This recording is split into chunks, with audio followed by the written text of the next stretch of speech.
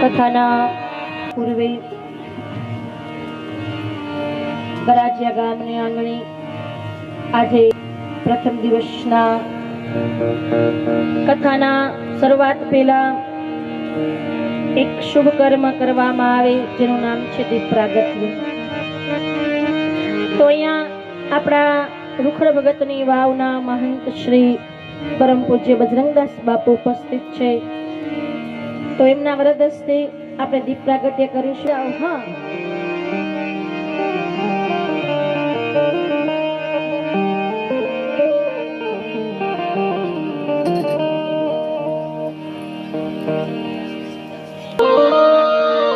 બોલે હનુમાનજી મહારાજ કી જય. હારે હારે ત્રિવેદી સાહેબ પણ અહીંયા ઉપસ્થિત છે. તો એમને પણ કહીએ કે મહાદેવ કી જય. શુભમ કરોતુ કલ્યાણ ધન સંપ્રદા શત્રુ બુદ્ધિ વિનાશાય દીપ જ્યોતિર નમોસ્તુતે. દીપ જ્યોતિર નમોસ્તુતે. હે દીપ દીવા, આપ અમારા કર્મના સાક્ષી દીપ દીવાય નમસ્કારમ કરોમી સમર્પયામિ. એકવાર બધા સંતો મહંતો અહીંયા પધારેલા આગેવાનો વડીલો બધાને એકવાર જોરદાર તાળીઓથી વધાવીએ.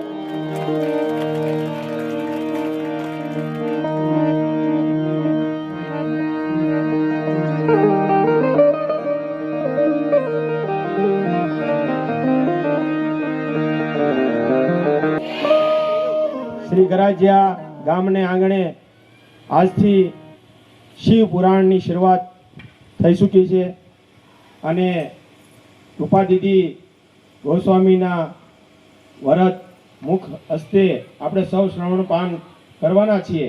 સરસ મજાનો માહોલ અને પોથીયાત્રા પૂર્ણ કર્યા બાદ આપણા ગામના જ અને આમ ગણીએ તો આપણા જે હંમેશ આપણને આશીર્વાદ આપતા એ બજરંગદાસ બાપુ રૂખડ ભગતની વાવવાળા, એમનું આપણે સન્માન કરવા માંગીએ છીએ.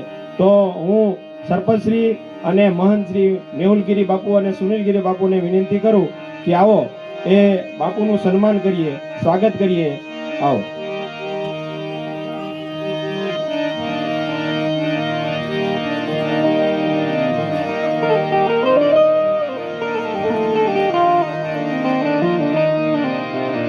આપણે જયકાર કરીએ. બોલો રૂખડ ભગતની વાવની, બજરંગદાસ બાપુની.